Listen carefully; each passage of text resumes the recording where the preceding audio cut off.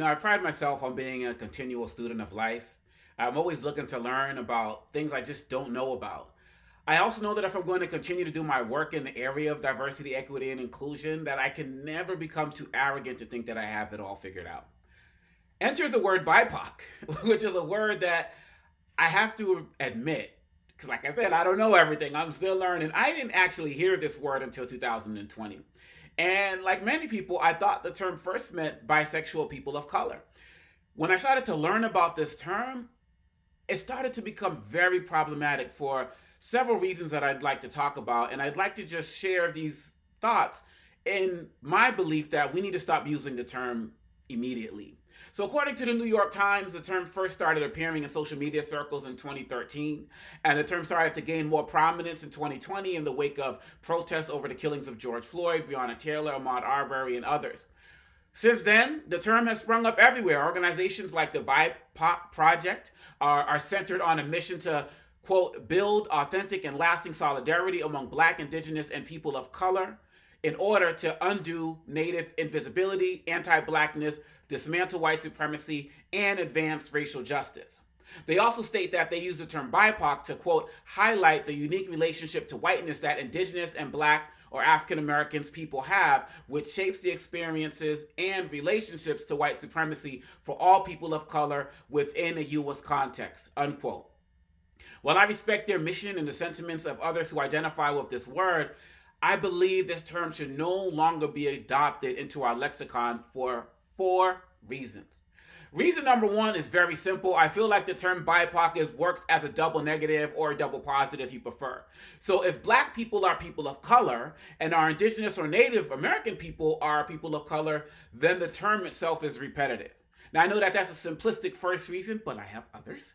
The second reason is Black people and Indigenous people don't have that much in common.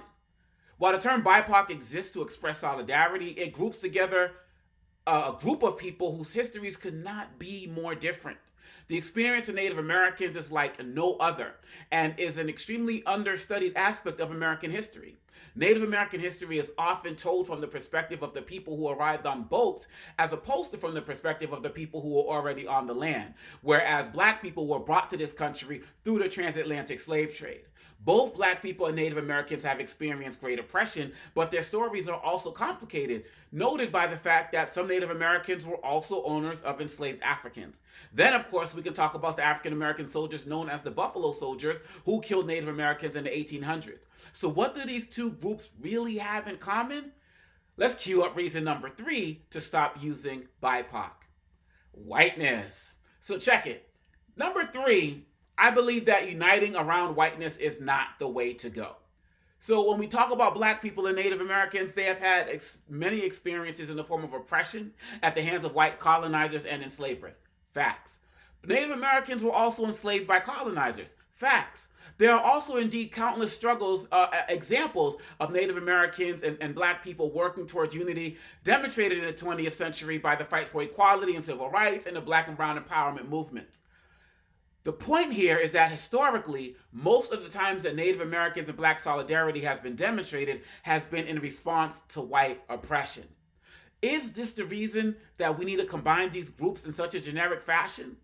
I believe that we cannot build movements based off of opposition to another group because solidarity does not fully exist if it can only exist with a common enemy. Why do white people just get to be white is reason number four. I have seen so many terms used to describe non-white people throughout American history, from Negro, colored, and Hispanic to Indian, people of color, and Latinx. Now we have BIPOC. Throughout all of this, white people just still get to be called white. Not only is this annoying, because last time I checked, white is a color too. It's like in a box of crayons and all of that. You've seen it. It's there. I have crayons. I can pull them up, but I'm not going to. But also because the more terms we use to come up with, the more white people are viewed as being the original, the center, and everyone else is just colored in to fit that narrative of originality. And that is extremely problematic. Putting white people basically at the center of creation is also not historically accurate. I've written more extensively about this broader problem on the term people of color and why I don't use it and why I think you shouldn't use that also.